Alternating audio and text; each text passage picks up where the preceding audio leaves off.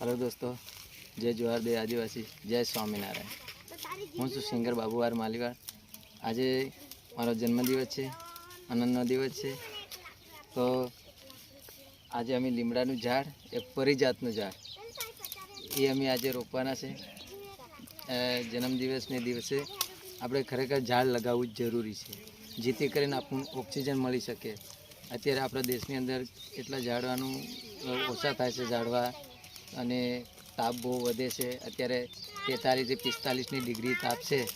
તો આવા આપણે ઝાડવા રોપીએ તો આવતા સમયમાં આપણને જે કામ લાગશે। તો જે